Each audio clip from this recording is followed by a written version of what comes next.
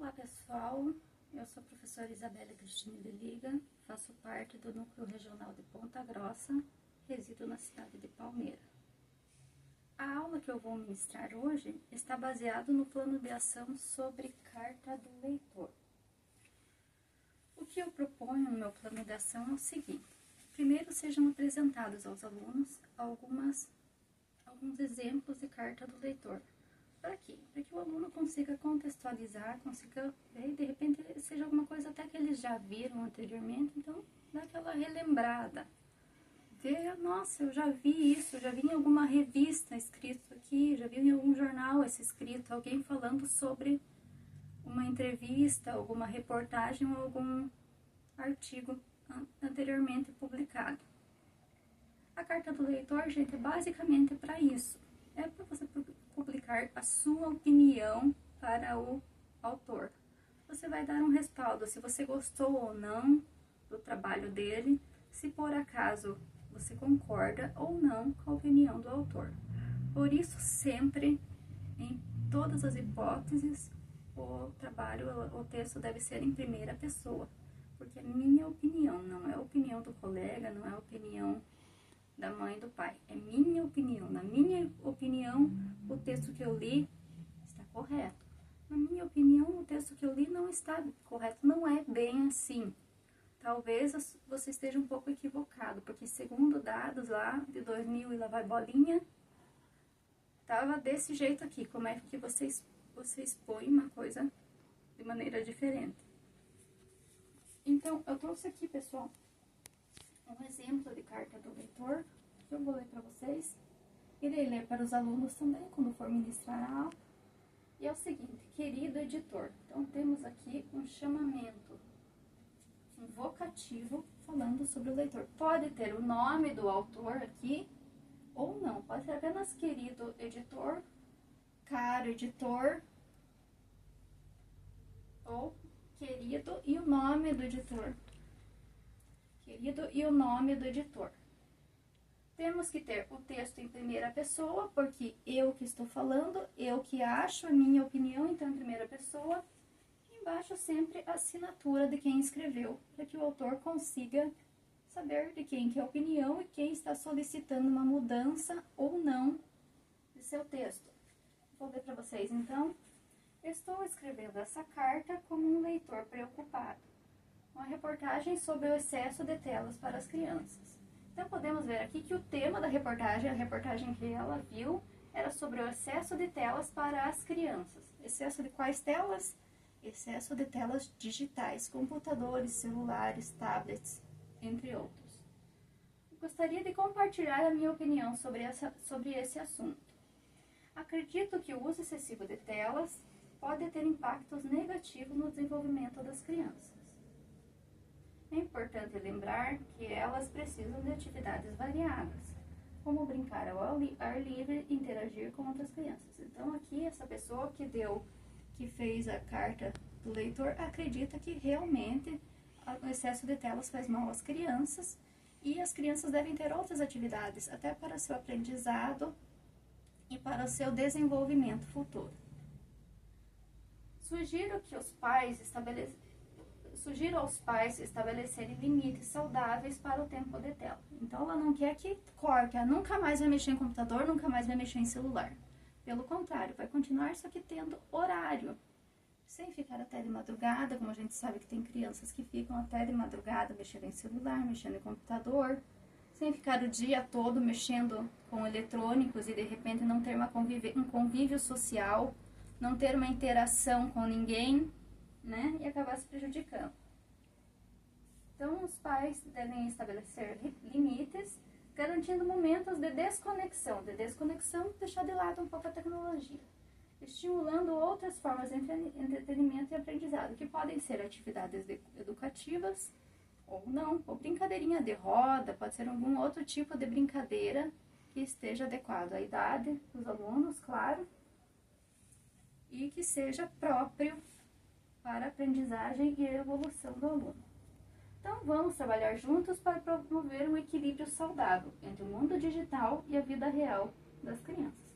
Então, a proposta aqui é que seja estabelecido um meio termo, não ficar só online, mas também não precisa banir de vez.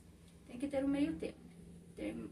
Tem que ter hora para isso, hora para aquilo. Tudo de maneira que contribua para a evolução da criança. Após mostrar essa carta aos alunos e discutirmos o tema, que é muito importante, a gente não pode ler nada sem conseguir interpretar. Aqui a gente já trabalha um pouquinho de interpretação também. Eu vou dividir os alunos em equipes, pequenas equipes, para que eles consigam dialogar melhor. Esses alunos deverão se dirigir ao laboratório de informática para que possamos dar início à aula prática. A aula prática será da seguinte maneira: após o professor dividir os alunos em equipes e dirigi-los até o laboratório, os alunos deverão escolher um tema, uma reportagem e um autor. Então, eles vão pegar um tema que eles mais gostem, cada um deve procurar um tema, apesar de eles estarem em grupos, cada um deve procurar o seu tema, porque cada um tem um gosto diferente. E como é um tema que agrade a mim e não ao meu colega, é interessante que seja o meu tema uma coisa, o meu colega outra. Em seguida, vão pesquisar uma reportagem, um anúncio ou alguma colocação que tenha sobre esse tema. Pode ser desde maquiagem, carro, boneca, roupa, música, o que o aluno decidir que ele mais gosta. Por exemplo, eu gosto mais de sapato. Então vamos ver o que estão falando de sapatos, qual que é a publicação hoje em dia sobre sapatos. Ah, sapatos muito altos causam dores na coluna ou prejudicam a coluna, alguma coisa assim. Foi a Mariazinha lá que escreveu. Tá bom, concordo? Beleza. Não concordo? Tá bom também. O importante é você ler o artigo e poder entender o artigo ou a reportagem e conseguir entender o que foi feito, o que foi falado, compreender o que foi falado e dar a sua opinião. Em seguida, o aluno deve abrir um arquivo editor de texto, qualquer um que seja, pode ser o Word ou pode ser qualquer um outro, e escreva com suas palavras o seu respaldo sobre o artigo que foi lido. Então, se eu, por acaso, pesquisei alguma coisa sobre flores, eu vou escrever lá o que a não sei quem lá, a Maricotinha, escreveu no artigo dela. Ela escreveu que as flores dentro de casa podem causar rinite, podem causar tipos de doenças respiratórias. Um exemplo. Então, eu concordo? Eu não concordo? Isso parte de mim. Eu vou escrever um texto dizendo se eu concordo ou não, qual é a minha sugestão, caso eu não concorde, qual é a minha sugestão para melhorar isso. Ou, se eu concordo, tá bem. Então, olha, eu gostei do que você disse, porém, é assim, assim, assim. Ou, eu não gostei do que você disse. Você deveria dizer que as flores dentro de casa alegram o ambiente, fazem as pessoas mais calmas, geram um perfume dentro da casa. Isso depende do aluno, cada um vai dar a sua opinião sobre tal artigo. Das flores é só um exemplo. Após os alunos determinarem quais são os temas dos artigos e lerem os artigos, é importante que em grupos um comente com o outro o tema que escreveu, o tema que escolheu, desculpem, e conversem entre si. Tá certo, tá errado, o que você acha? Porque às vezes na conversa entre 2 ou 3 pessoas, a gente acaba mudando de opinião. Tendo a visão do outro, a gente acaba mudando a opinião. Assim como os autores, ao lerem a carta de leitor, de repente podem mudar de opinião. Falam lá que vai estourar a Terceira Guerra Mundial. Tá, mas quais são as evidências disso? E daí vai um leitor e escreve, olha, você está dizendo isso, mas não tem embasamento teórico, não tem nenhuma estatística, não tem nada que comprove. Então, não gostei do teu artigo, não gostei da tua reportagem, não gostei da tua entrevista. Mas sempre colocando o porquê você gostou ou não gostou, ou porque você concorda ou não concorda.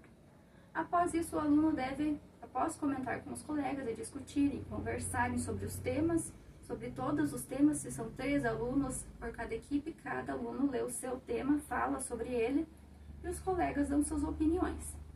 Após isso, cada aluno deve escrever no programa de edição de textos a sua carta de leitor. Vai colocar a sua opinião, vai colocar tudo que imagina que possa escrever sobre aquele conteúdo que ele leu. Depois que ele escrever, é importante que ele salve esse arquivo, primeiramente. Depois, se não der tempo na mesma aula, em outra aula, o professor vai abordar novamente esse tema e vamos ler. Todo mundo vai ler. Cada um lê o seu, e daí para que o professor possa ver se realmente está dentro das características do artigo ou não. Vou só desligar aqui antes que mude para outra coisa. Então, se de repente está dentro, está em primeira pessoa, beleza, não está, então temos que mudar isso. A carta de leitor tem que ser em primeira pessoa. Ah, mas eu não coloquei o chamamento, não coloquei o vocativo. Vamos colocar então? Ah, eu esqueci da minha assinatura, tá? Vamos ver que se eu não colocar a minha assinatura, o autor não vai saber quem é que escreveu. Depois disso tudo, de corrigido, de reescrito se necessário, então o aluno poderá fazer duas coisas. Ou ele pode postar essa carta do leitor para o autor que eles leram, de repente se é alguma notícia ou alguma reportagem recente, ele pode postar para essa pessoa, pode enviar essa carta. Ou de repente o aluno diz, não estou preparado, não me sinto confiante, não vou enviar essa carta. Tá bom, então vamos imprimir, você guarda para quando você ver de novo esse tema, você conseguir entender, conseguir saber o que significa, para que serve. Tá certinho?